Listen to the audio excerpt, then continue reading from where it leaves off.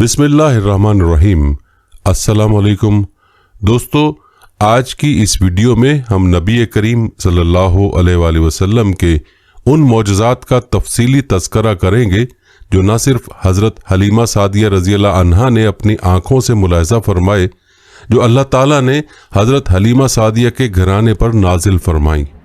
दोस्तों, याद रहे कि नबी करीम सल्लल्लाहु अलैहि वसल्लम की ज़िंदगी सरापाए मौजज़ात थी। नबी करीम सल्लल्लाहु अलैहि वसल्लम के बचपन के उन मौजज़ात को सुनकर इंसान का ईमान ताज़ा हो जाता है। इसलिए हर मुसलमान को चाहिए कि उन मौजज़ात को खुश दिली के साथ सुने और अपने ईमान को ताज़ा करे। प्यारे दोस्तों, याद रहे कि उस ज़माने में अरब का दस्तूर ये था कि जब उनके यहाँ कोई बच्चा होता तो वो देहात से आने वाली दाइयों के हवाले कर देते थे, ताकि देहात में बच्चे की नशोनुमा बेहतर हो और वो खालिस अरबी ज़बान सीख सके। दाइयों का काफ़िला मक्का में दाखिल हुआ। उन्होंने उन घरों की तलाश शुरू की जिनमें बच्चे पैदा हुए थे। इस तरह बहुत सी दाइयाँ जनाब अब्दुल मुत्तलिब के घर भी आईं। नबी करीम सल्लल्लाहु अलैहि वसल्लम को देखा, लेकिन जब उन्हें मालूम हुआ कि ये बच्चा तो यतीम पैदा हुआ है, तो इस ख्याल से छोड़कर आगे बढ़ गईं कि यतीम बच्चे के घराने से उन्हें क्या मिलेगा। इस तरह दाइयाँ आती रहीं, जाती रहीं। किसी ने आपको दूध पिलाना मंजूर ना किया, और करती भी कैसे। ये सआदत तो हज़रत हलीमा रज़ियल्लाहु ताला अन्हा के हिस्से में आना थी। जब हलीमा रज़ियल्लाहु ताला अन्हा मक्का पहुंची तो उन्हें मालूम हुआ सब औरतों को कोई ना कोई बच्चा मिल गया है और अब सिर्फ वो बगैर बच्चे के रह गई हैं, और अब कोई बच्चा बाकी नहीं बचा। हाँ, एक यतीम बच्चा जरूर बाकी है जिसे दूसरी औरतें छोड़ गई हैं। हलीमा सादिया ने अपने शौहर अब्दुल्ला इब्ने हारिस से कहा, खुदा की कसम, मुझे ये बात बहुत नागवार गुजर रही है कि मैं बच्चे के बगैर जाऊं। दूसरी सब औरतें बच्चे लेकर जाएं, ये मुझे ताने देंगी, इसलिए क्यों ना हम इस यतीम बच्चे को ले लें। अब्दुल्ला बिन हारिस बोले, कोई हर्ज नहीं, हो सकता है अल्लाह इसी बच्चे के जरिए हमें खैर व बरकत अता फरमा दें। चुनाचे हजरत हलीमा सादिया रज़ियल्लाहु अन्हा अब्दुल मुत्तलिब के घर गईं। जनाब अब्दुल मुत्तलिब और हजरत आमना ने उन्हें खुशामदीद कहा। फिर आमना उन्हें बच्चे के पास ले आईं। आप उस वक्त एक ऊनी चादर में लिपटे हुए थे। वो चादर सफ़ेद रंग की थी। आपके नीचे एक सब्ज रंग का रेशमी कपड़ा था। आप सीधे लेटे हुए थे। आपके सांस की आवाज के साथ मुश्क की सी खुशबू निकलकर फैल रही थी। हलीमा सादिया रज़ियल्लाहु अन्हा आपके हुस्न जमाल को देखकर हैरत ज़दा रह गईं। आप उस वक्त सोए हुए थे। उन्होंने जगाना मुनासिब न समझा, लेकिन जो ही उन्होंने प्यार से अपना हाथ आपके सीने पर रखा, आप मुस्कुरा दिए और आंखें खोलकर उनकी तरफ देखने लगे। हजरत हलीमा सादिया रज़ियल्लाहु अन्हा फरमाती हैं, मैंने देखा आपकी आंखों से एक नूर निकला जो आसमान तक पहुंच गया। मैंने आपको गोद में उठाकर आपकी दोनों आंखों के दरमियानी जगह पर प्यार किया।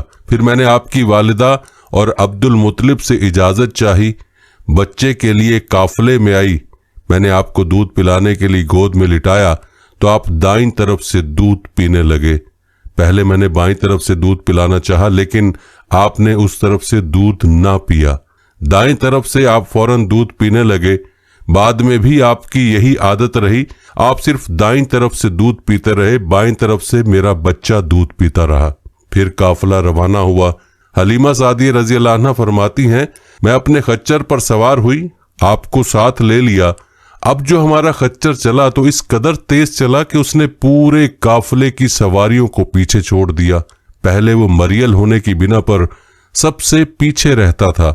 मेरी खातीन साथ हैरानगी से मुखातिब हुई, ऐ हलीमा, ये आज क्या हो रहा है? तुम्हारा खच्चर इस कदर तेज कैसे चल रहा है? क्या ये वही खच्चर है जिस पर तुम आई थी और जिसके लिए एक एक कदम उठाना मुश्किल था? जवाब में उनसे कहा, बेशक ये वही खच्चर है। अल्लाह की कसम, उसका मामला अजीब है। फिर ये लोग बनु साद की बस्ती पहुंच गए। उन दिनों ये इलाका खुश्क और कहत ज़दा था।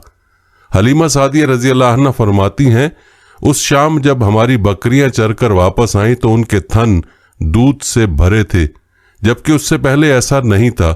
उनमें से दूध बहुत कम और बहुत मुश्किल से निकलता था। ہم نے اس دن اپنی بکریوں کا دودھ دوہا تو ہمارے سارے برتن بھر گئے اور ہم نے جان لیا کہ یہ ساری برکت اس بچے کی وجہ سے ہے۔ آس پاس کی عورتوں میں بھی یہ بات پھیل گئی۔ ان کی بکریاں بدستور بہت کم دودھ دے رہی تھیں۔ غرض ہمارے گھر میں ہر طرف ہر چیز میں برکت نظر آنے لگی۔ دوسرے لوگ تعجب میں رہے۔ اس طرح 2 ماہ گزر گئے۔ 2 ماہ ہی میں آپ چلنے پھرنے لگے۔ آپ 8 ماہ کے ہوئے تو باتیں کرنے لگے اور آپ کی باتیں سمجھ میں آتی تھیں۔ 9 ماہ کی عمر میں تو آپ بہت صاف گفتگو کرنے لگے۔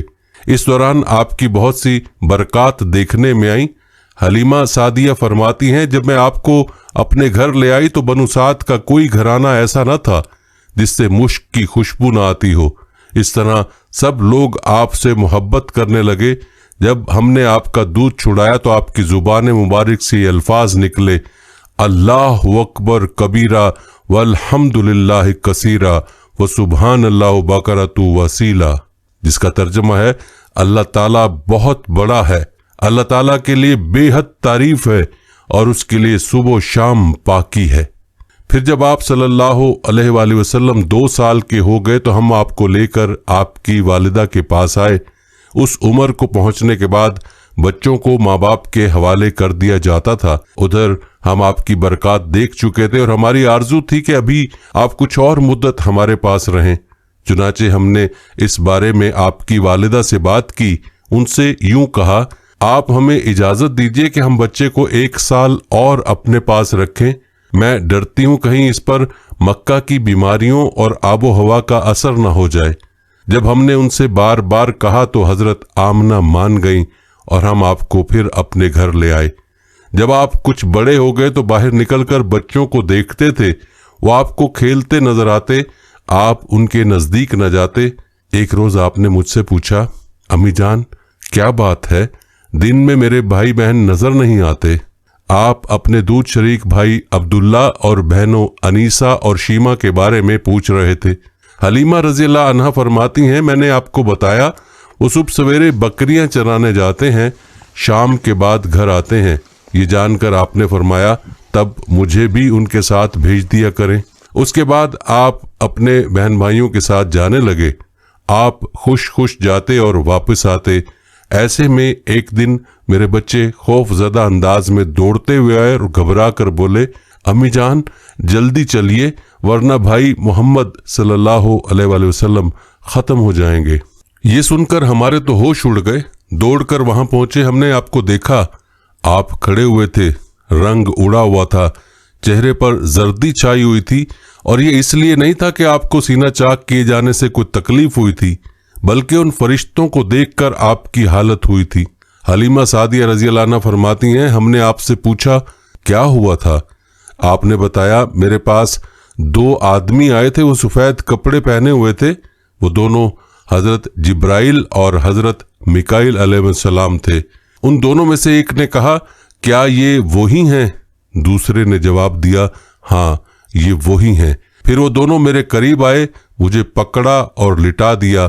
اس کے بعد انہوں نے میرا پیٹ چاک کیا اور اس میں سے کوئی چیز تلاش کرنے لگے۔ آخر انہیں وہ چیز مل گئی اور انہوں نے اسے باہر نکال کر پھینک دیا۔ میں نہیں جانتا وہ کیا چیز تھی۔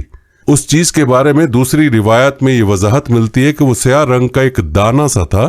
یہ انسان کے جسم میں شیطان کا گھر ہوتا ہے اور شیطان انسان کے بدن میں یہیں سے اثرات ڈالتا ہے۔ حلیمہ سعدیہ رضی اللہ عنہ فرماتی ہیں، پھر ہم آپ کو گھر لے آئے۔ اس وقت میرے شوہر عبداللہ بن حارث نے مجھ سے کہا، حلیمہ مجھے ڈر ہے کہیں اس بچے کو کوئی نقصان نہ پہنچ جائے، اس لیے اسے اس کے گھر والوں کے پاس پہنچا دو۔ میں نے کہا ٹھیک ہے۔ پھر ہم آپ کو لے کر مکہ کی طرف روانہ ہوئے۔ جب میں مکہ کے بلائی علاقے میں پہنچی تو آپ اچانک غائب ہو گئے۔ میں حواس باختہ ہو گئی۔ حلیمہ سعدیہ فرماتی ہیں، میں پریشانی کی حالت میں مکہ پہنچی۔ آپ کے دادا عبد المطلب کے پاس پہنچتے ہی میں نے کہا، میں آج رات محمد کو لے کر آ رہی تھی، جب میں بلائی علاقے میں پہنچی تو وہ اچانک کہیں گم ہو گئے۔ اب خدا کی قسم میں نہیں جانتی وہ کہاں ہیں۔ عبد المطلب یہ سن کر فوراً کعبے کے پاس کھڑے ہو گئے۔ انہوں نے آپ کے مل جانے کے لیے دعا کی، پھر آپ کی تلاش میں روانہ ہوئے۔ ان کے ساتھ ورقہ بن نوفل بھی تھے۔ غرض دونوں تلاش کرتے کرتے تہامہ کی وادی میں پہنچے۔ ایک درخت کے نیچے انہیں ایک لڑکا کھڑا نظر آیا۔ اس درخت کی شاخیں بہت گھنی تھیں۔ عبد المطلب نے پوچھا، لڑکے تم کون ہو؟ حضور صلی اللہ علیہ وآلہ وسلم چونکہ اس وقت تک قد نکال چکے تھے، اس لیے عبد المطلب پہچان نہ سکے۔ آپ کا قد تیزی سے بڑھ رہا تھا۔ جواب میں آپ نے فرمایا، میں محمد بن عبداللہ بن عبد المطلب ہوں۔ یہ سن کر عبد المطلب بولے، تم پر میری جان قربان، میں ہی تمہارا دادا عبد المطلب ہوں۔ پھر انہوں نے آپ کو اٹھا کر سینے سے لگایا اور رونے لگے۔ آپ کو گھوڑے پر اپنے آگے بٹھایا اور مکہ کی طرف چلے۔ گھر آ کر انہوں نے بکریاں اور گائیں ذبح کیں اور مکے والوں کو دعوت دی۔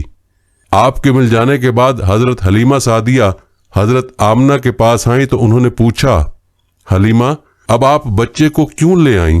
آپ کی تو خواہش تھی کہ یہ ابھی آپ کے پاس اور رہیں۔ انہوں نے جواب دیا، یہ اب بڑے ہو گئے اور اللہ کی قسم میں اپنی ذمہ داری پوری کر چکی ہوں۔ میں خوف محسوس کرتی رہتی ہوں کہیں انہیں کوئی حادثہ نہ پیش آ جائے، لہٰذا انہیں آپ کے سپرد کرتی ہوں۔ حضرت آمنہ کو یہ جواب سن کر حیرت ہوئی، بولی، مجھے سچ سچ بتاؤ ماجرا کیا ہے؟ تب انہوں نے سارا حال کہہ سنایا۔ حلیمہ سعدیہ نے دراصل کوئی عجیب و غریب واقعات دیکھے تھے۔ ان واقعات کی وجہ سے وہ بہت پریشان ہو گئی تھیں۔ پھر سینہ مبارک چاک کیے جانے والا واقعہ پیش آیا تو آپ کو فوری طور پر واپس کرنے پر مجبور ہوئیں۔ حضرت حلیمہ نے حضرت آمنہ رضی اللہ عنہا کو چند مزید واقعات بھی بتائے جن کا تذکرہ ہم اپنی اگلی ویڈیو میں کریں گے انشاءاللہ۔ پیارے دوستو، نبی کریم صلی اللہ علیہ وآلہ وسلم کو اللہ تعالیٰ نے ایسی برکات عطا فرما رکھی تھیں کہ جہاں آپ صلی اللہ علیہ وآلہ وسلم کے قدم جاتے تھے وہاں برکات کا ایسا نزول ہوتا تھا کہ دیکھنے والا بھی پریشان ہو جاتا تھا کہ آخر ماجرا کیا ہے۔ جیسا کہ حلیمہ سعدیہ کے خچر اور ان کی اونٹنی کا معاملہ ہی لے لیجئے کہ آتے ہوئے وہ سواریاں جو سب سے پہلے تھیں، جاتے ہوئے وہ سواریاں سب سے آگے تھیں، جو ایک ناقابل یقین بات تھی۔ لیکن دوستو، اس کو تو معجزہ کہتے ہیں کہ جو چیز عام فہم سے بالاتر ہو۔ جیسے ہی نبی پاک صلی اللہ علیہ وآلہ وسلم ان سواریوں پر سوار ہوئے تو اللہ تعالیٰ کی برکت سے سواریوں میں وہ جان پیدا ہو گئی کہ ان سواریوں کو باقی سواریاں پہنچ نہ پائیں۔ سبحان اللہ! یہ سب اللہ تعالیٰ کی قدرت اور اللہ تعالیٰ ہی کی برکت کے ثمرات تھے۔ پیارے دوستو، نبی کریم صلی اللہ علیہ وآلہ وسلم کے بے شمار معجزات ہیں جن کا تذکرہ انشاءاللہ آنے والی ویڈیوز میں بھی ہوتا رہے گا۔ بس آپ نے کوشش کرنی ہے کہ سیرت النبی صلی اللہ علیہ وآلہ وسلم کے سلسلے کی کوئی ویڈیو آپ سے مس نہ ہو، تاکہ آپ نبی پاک صلی اللہ علیہ وآلہ وسلم کی مکمل سیرت سے واقف ہو پائیں۔ دوستو، یہ تھی ہماری آج کی ویڈیو۔ اس ویڈیو کو آپ نے اپنے دوستوں کے ساتھ اور اپنے پیاروں کے ساتھ بھی ضرور شیئر کرنا ہے۔ ہم یہ امید کرتے ہیں کہ آپ کو ہماری آج کی ویڈیو ضرور پسند آئی ہوگی۔ اگر آپ کو ہماری آج کی ویڈیو پسند آئی ہے تو سب سے پہلے تو اس کو لائک کریں اور اپنی رائے کا اظہار کمنٹ سیکشن میں لازمی کریں۔